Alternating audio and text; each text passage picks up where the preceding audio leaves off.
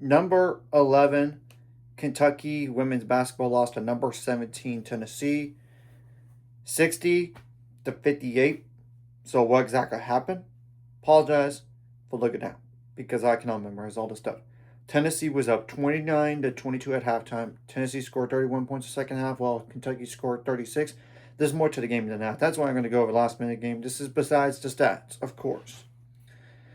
So around 39 seconds left, Z Spearman missed a three for Tennessee. Mia Paldo got the offensive rebound, and Mia Paldo missed an 8-foot jump shot.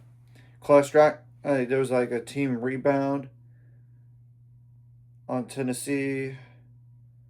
And around 19 seconds left, Klestrack missed a three for Kentucky.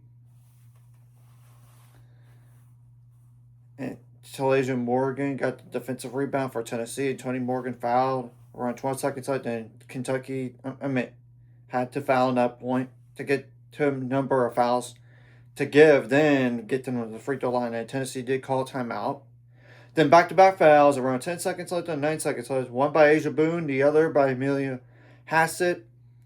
And Zia Spearman went to the line, missed both free throws. Klestrack got the defensive board for Kentucky, and Kentucky did call a timeout to advance the ball. So this was obviously a huge possession. Whether or not Kentucky was going to go to overtime or they're going to flat out win the game here. And they did bobble the ball again around 2 seconds left apparently, and Kentucky did call a timeout.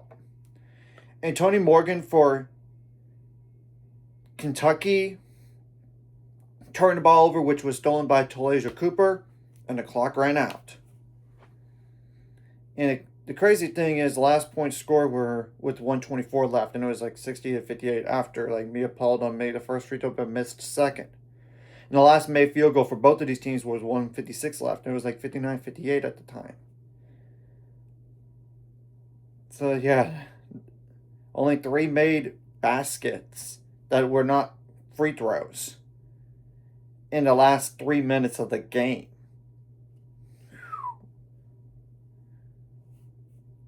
And Kentucky shot 38% from the field on 47 attempts, 35% on threes on 17 attempts, 64% on free throws on 25 attempts, 43 rebounds, 11 offensive, 10 assists, 21 turnovers, which is way too much, though Tennessee can be a pressing team and a good defensive team.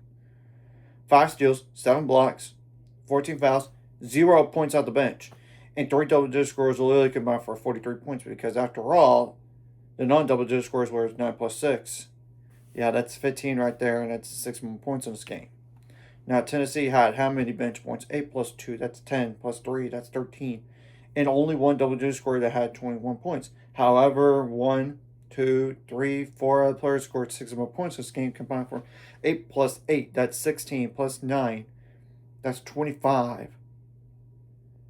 23. Plus 7, that's 30. I want you to check that real. 7 plus 9, that's 16, plus 2 players with 8. 16. 20. 32 points, but still, you get the point. 16, 25. Yeah, 32 points. And Tennessee didn't shoot the ball great from the game either. 34% on 67 attempts, 23% on threes on 30 attempts, 44% on free throws on 16 attempts. So this was a defensive slugfest, to say the least. 35 rebounds, 14 offensive, 9 assists, not a great number, but they only committed 9 turnovers. 11 steals, 3 blocks, 18 fouls. Now we're going to go over the points on turnovers, points in the paint, and fast break points as well. And points on turnovers definitely favor Tennessee in this game, 21-5.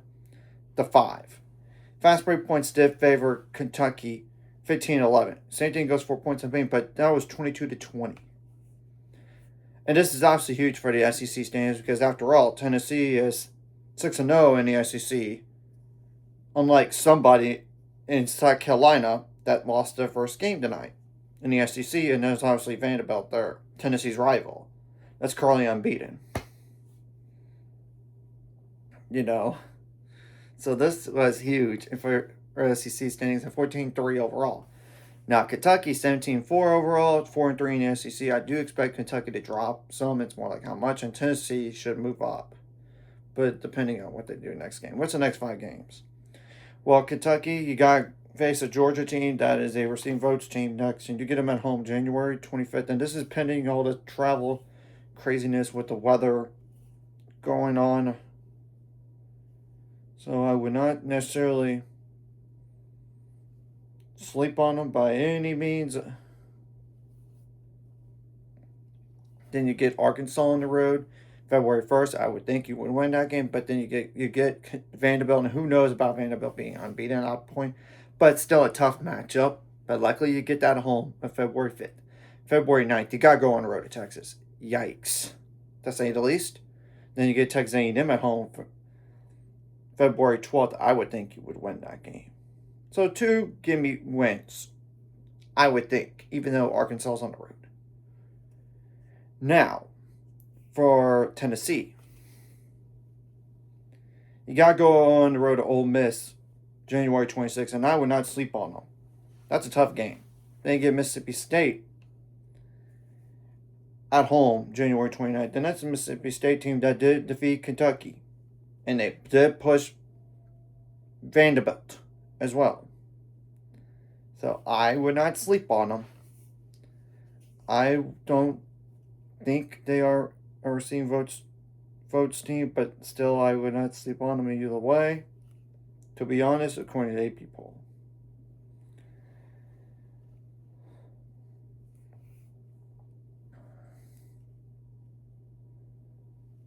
Then you got a non-conference game February 1st, and it's against UConn. Like at the heart, like a People's Bank Arena in Hartford, Connecticut. I want to just call it the way it is. UConn's never going to lose that game until proven otherwise. And they're probably the only team in the country that I definitely could see running the table all year long in terms of the regular season. That is. I don't know about NCAAs because that's so hard. Then February 5th, you got to go on the road to Georgia.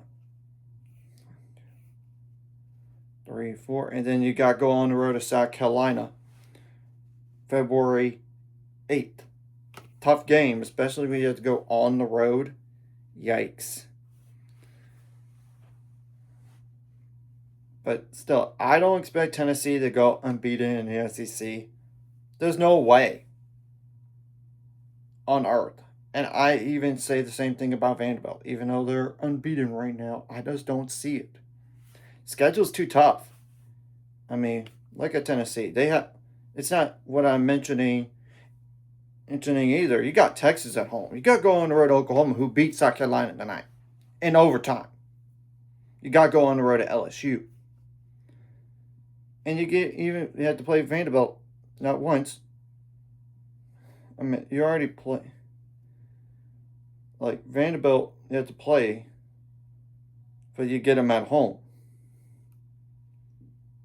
So you get the point here in all this. So anyways, if you like this content, hit the like, subscribe button. See you guys later on the road.